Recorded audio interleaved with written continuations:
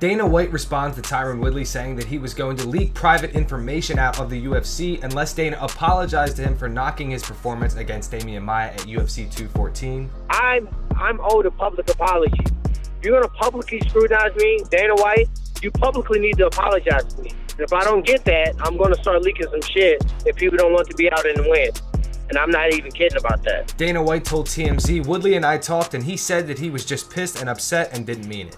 Dominic Cruz on the Anik and Florian podcast says that Daniel Cormier was the most ready he has ever been leading up to his fight with Jon Jones at UFC 214. Cruz also goes on to say that it may take a heavyweight to beat Jon Jones. Well, I mean, there's so much you can break down, right? I mean, the guy went out there and did everything that he said he was going to do and beat DC, who was actually probably that was the most ready DC could have ever been. I think it was the healthiest he's been in a while, to be honest. I think that was one of the best DCs I've seen, and he beat him. But that doesn't take anything away from DC. It's just kind of one of those scenarios where you fight people and you win some and you lose some, you know. But Jon Jones is just that good. What do you really say? He came and he did what he said he was going to do, and he did it how he needed to do it. He got the finish. With the size that Jones is looking right now, I think it's definitely going to take a heavyweight. It's looking like because of the height and the length. But I don't think that Brock Lesnar is the guy. I mean, I think that's an awesome call out for Jones because he can just. I mean, we saw what Kane did to Brock, you know. So I wouldn't mind seeing Kane get healthy and fight a Jon Jones. I wouldn't mind seeing some stuff like that, but. When it comes to Jon Jones fighting other guys, I mean, realistically, the only guy who really gave him a fight that was back and forth was Gustafsson in DC, and I think Gustafsson can do it again. And the reason is the height and the footwork.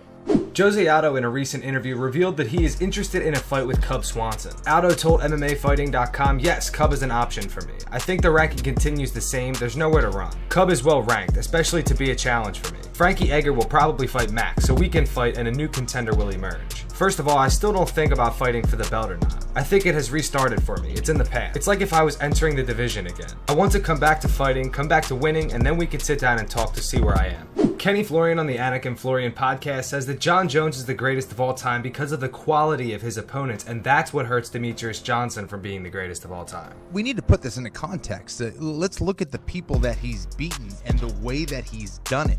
I mean, it's crazy.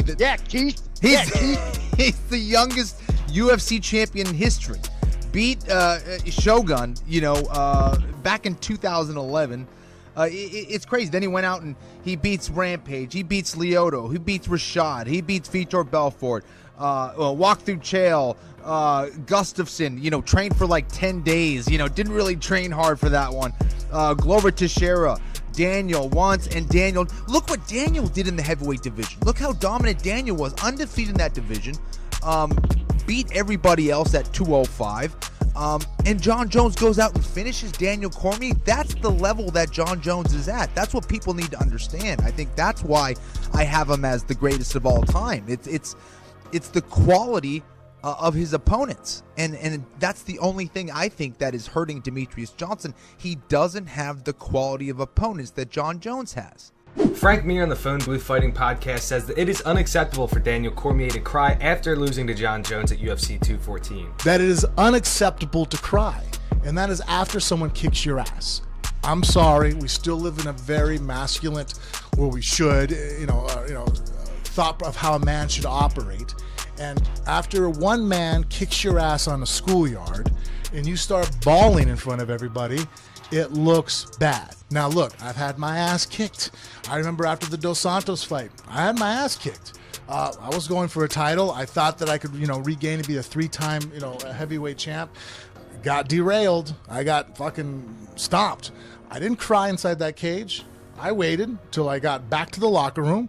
Everybody wanted to check me out. Like, no, give me a second, guys. 1 second. Where are you going? I'm going to go cry. Just being honest with you. Like, I've held it in. I need to let this loose.